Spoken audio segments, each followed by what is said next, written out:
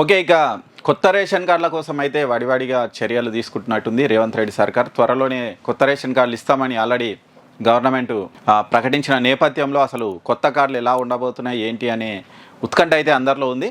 ఈ నేపథ్యంలో సీఎం రేవంత్ రెడ్డి కాస్త క్లారిటీ అయితే ఇచ్చిండు.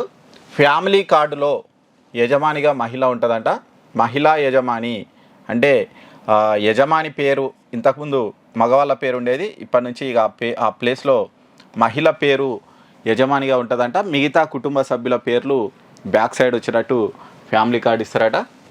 మరి అసలు కుటుంబం కూడా ఎట్లా నిర్ధారించాలనే దాని మీద కూడా ప్రభుత్వం కాస్త గ్రౌండ్ వర్క్ వేసినట్టుంది. సంక్షేమ పథకాల్లోని ఈ సమాచారం ఆధారంగా కుటుంబాలు నిర్ధారణ చేస్తారట.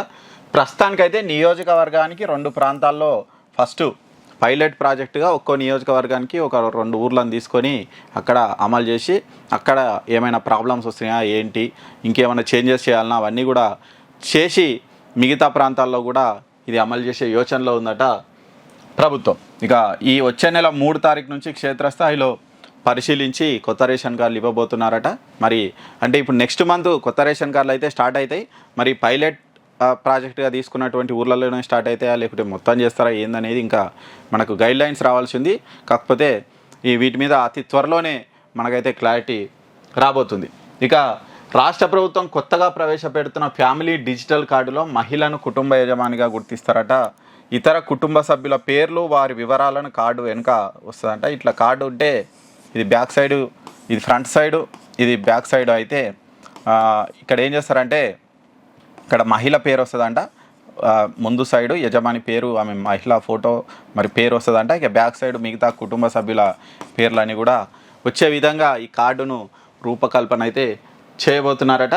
శనివారం ఫ్యామిలీ డిజిటల్ కార్డు మీద వీళ్ళు ఉన్నత స్థాయి సమావేశం నిర్వహించారట. ఈ నేపథ్యంలో ఇతర రాష్ట్రాల్లో ఎట్లా ఇస్తున్నారు కార్డులు ఏంటి అవన్నీ కూడా చూస్తారట. దీంతోపాటు ఇంపార్టెంట్ అంటే పాన్ కార్డ్ ఏంది, నీకు జీతం ఎంత, నీకు అదెంత ఇదెంత, ఇవన్నీ కూడా దాంట్లో ఎవరు సేకరించవద్దు. ఓన్లీ కుటుంబ సభ్యుల వివరాలు, వాటిని ఆధార్ కార్డ్ నెంబర్లు ఎట్లా తీసుకుంటారు వాటిని తీసుకొని వాళ్ళ కొత్త రేషన్ కార్డులు ఇచ్చే దిశగా ప్రభుత్వం అయితే చర్యలు తీసుకుంటుందట. మరి రేషన్ కార్డ్ అనేది సరే, వీళ్ళు రేషన్ కార్డ్ అంటున్నారు, ఫ్యామిలీ డిజిటల్ కార్డ్ అంటున్నారు, ఏ కార్డ్ అయినా కానీ ఇప్పుడు చాలా ఇంపార్టెంట్ అయిపోయింది. ఎందుకంటే మనం చూసినాం ఉచిత కరెంట్కు రేషన్ కార్డే అన్నారు, ప్లస్ రుణమాఫీకి రేషన్ కార్డే అన్నారు. ఇక చాలా పథకాలకు రేషన్ కార్డు ప్రామాణికం పెడుతున్నారు. కాబట్టి మరి రేషన్ కార్డుల కోసం మాత్రం చాలామంది ఎదురు చూస్తున్నారు. ఈ గవర్నమెంట్ వచ్చి కూడా 9 నెలలు అయింది. లాస్ట్ గవర్నమెంట్ 10 ఏళ్ళలో ఒకసారి ఇచ్చిపోయింది. వీళ్ళ గవర్నమెంట్ వచ్చి అంటే వీళ్ళన్నీ కూడా 100 రోజుల్లో చేస్తామనే వరకు జనాల్లో చాలా ఆశలు వచ్చినాయి. ఓకే, 100 రోజుల్లో రేవంత్ రెడ్డి ఇవి చేస్తాడు అవి చేస్తాడు, కాంగ్రెస్ సర్కార్ ఇవి చేస్తుంది అవి చేస్తుందని. కానీ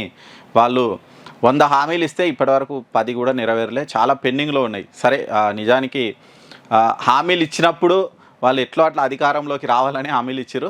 కానీ నిజంగా ఆర్థిక పరిస్థితి హామీలకు సహకరించే పరిస్థితిలో లేదు. ఎన్ని అప్పులు తెచ్చినా ఏం తెచ్చినా ఇప్పుడు చూడొచ్చు మనం, మహిళలకు 2500 రూపాయలు ఇస్తున్నారు.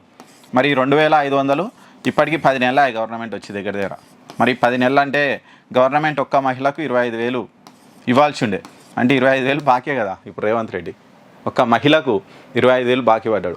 సరే, 6 నెలలకు అన్నా కానీ కనీసం 12,000 13,000 అయితే బాకీ పడ్డట్టే మహిళలకు రేవంత్ రెడ్డి.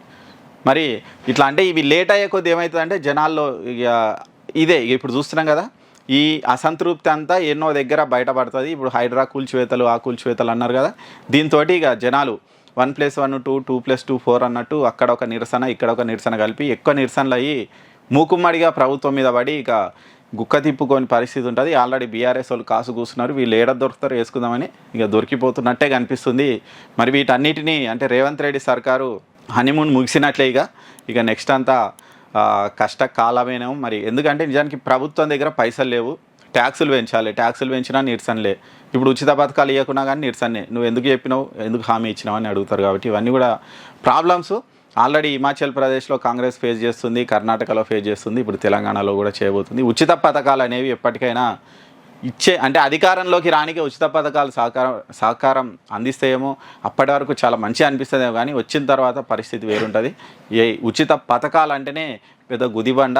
ఇక నెక్స్ట్ అంటే మరి కాంగ్రెస్ ఎక్కడ పోయినా కానీ నేను ఫ్రీ ఇస్తామని ఎక్కడ పోయినా మేనిఫెస్టోలో పెడుతుంది, కానీ పరిస్థితి అనేది అమలు చేయడానికి వస్తే ఇట్లా ఉంది.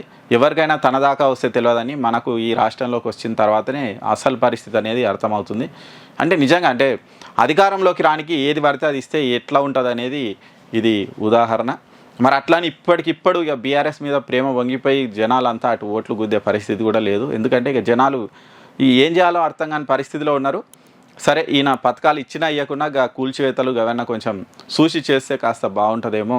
రుణమాఫీ విషయంలో చేసిండు బాగానే పర్వాలేదు, కానీ ఇక చాలా పథకాలు ఉన్నాయి. ఇప్పుడు 4000 పింఛన్ అన్నది, ఈ 2500 రూపాయలు ఇచ్చేది ఉంది, ఇంకా చాలా పథకాలు పెండింగ్లో ఉన్నాయి. 6 గ్యారెంటీల్లోనే మరి అవన్నీ ఎప్పుడు చేస్తారో ఏంటో తెలియదు. ఇవన్నీ చేస్తే అభివృద్ధి కుంటిపడుతుంది. ఇక అంతా ఇవి ఒకదానికొకటి కోరిలేషను. ఇక కాబట్టి అసలు ఇవి ఎట్లా బయటపడతాడో అనేది చూడాలి. మరి ఏం చేయాలో అర్థం కాకనే రేవంత్ రెడ్డి కూడా సైలెంట్గా ఉన్నాడేమో అని నిపుణులు అయితే అనుకుంటున్నారు.